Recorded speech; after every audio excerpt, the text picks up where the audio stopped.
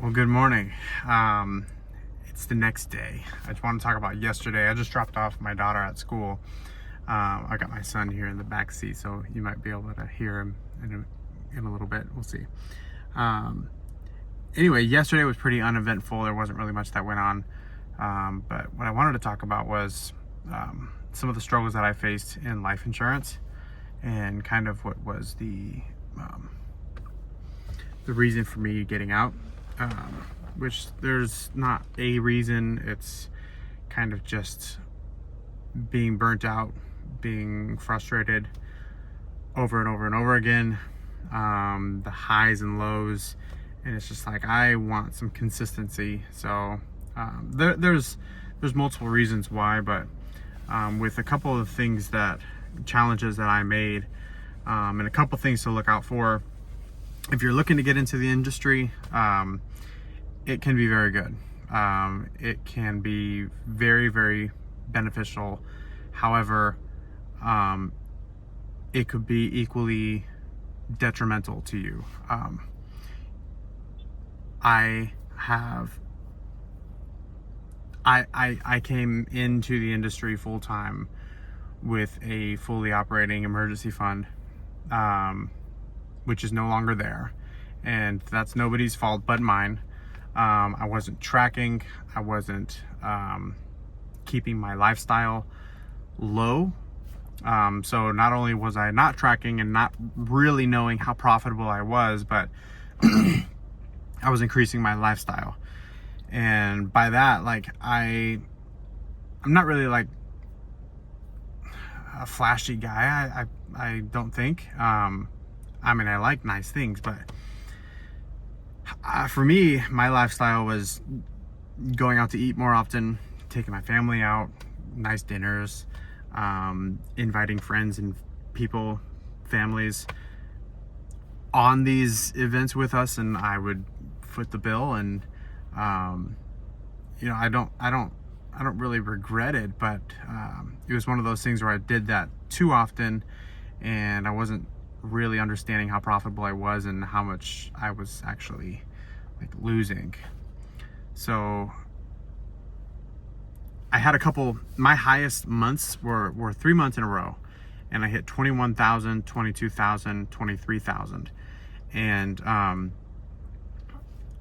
that was actually deposited. So one of the things to look out for is when somebody says I made 35,000 in 1 month, or I made 100,000 in 1 month. Depending on what their comp level is at, that is that has a huge factor on what is actually being deposited into their bank account. So they only get deposited 75% of what they sell. So if they sold 30 grand, what people say is, I made 30 grand. Well, in all reality, no, you didn't really make it, not only because you only got deposited 75% of that, but statistics say 20% of that is going to fall off and chargeback, and at that point you owe that money back. So what I would say is to track your money, know where you're spending your money, and track it good. Not just saying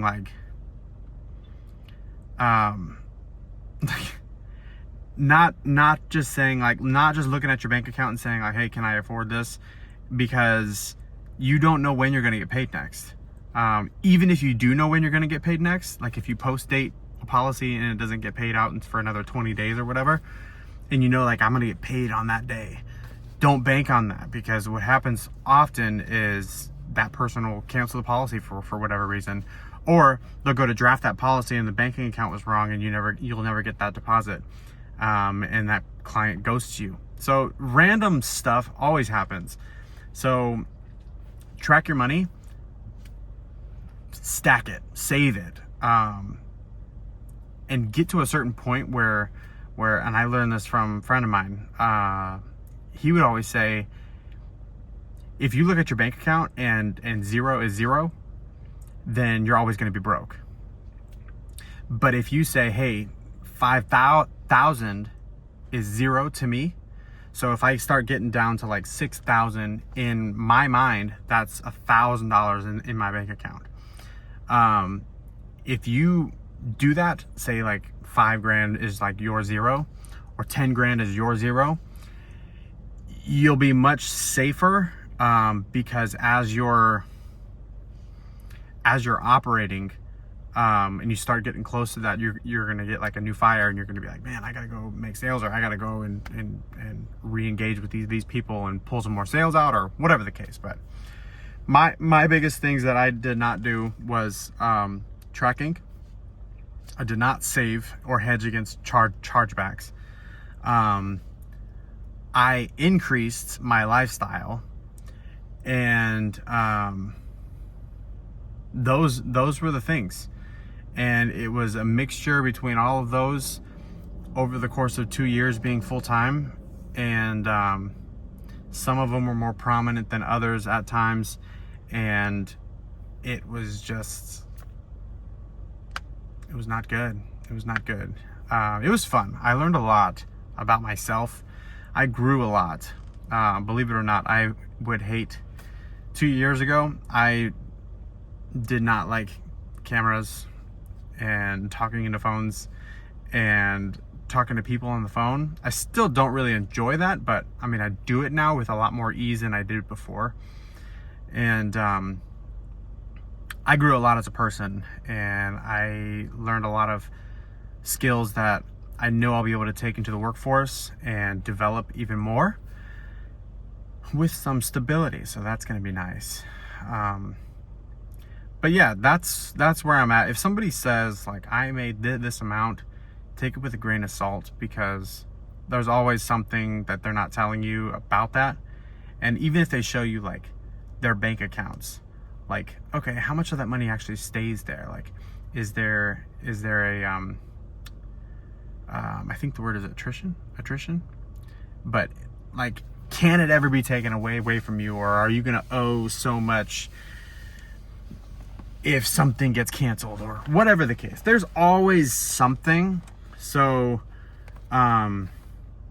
just understanding what it is you're getting into, and I'm happy to be a source of or a sounding board for somebody who's looking to get into the insurance industry. It can be very good, but it can be very bad. And I've seen a lot of people get burned very bad from it. But it's funny because you only always really see the people that are being really successful, but that's always just for a period of time too.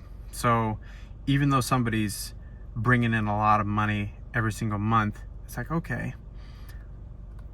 my question to them is, what are you doing with that money that's getting deposited so you don't have to be doing this long term? I see so many times where somebody will have their first 30K month and go buy a brand new car, cash. And it's like, oh, good for you. Now what? Or stuff like that will happen. They'll go buy a new house or put additions to their house, and it's like, whoa, guy, like good for you. I'm happy for you. And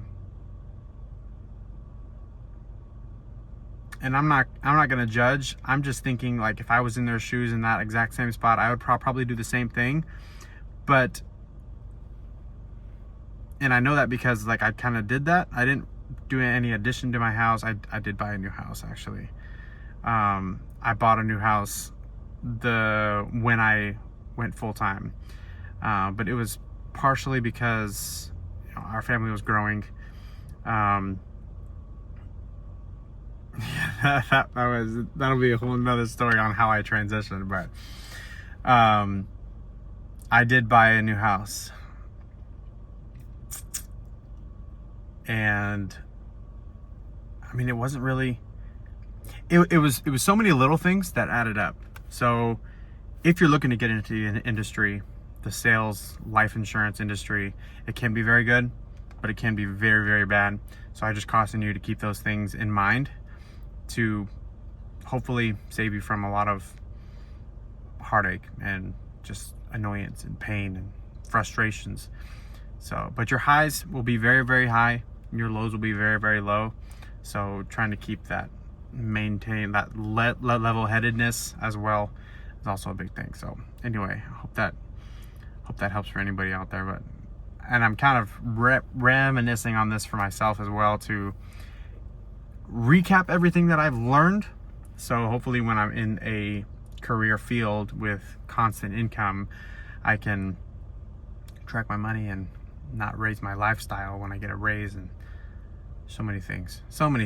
Life is a roller coaster. It's just a matter of if we're wearing the seatbelt or not, right? So anyway, Steven, I'll talk to you tomorrow. I'm flying out of town tomorrow morning.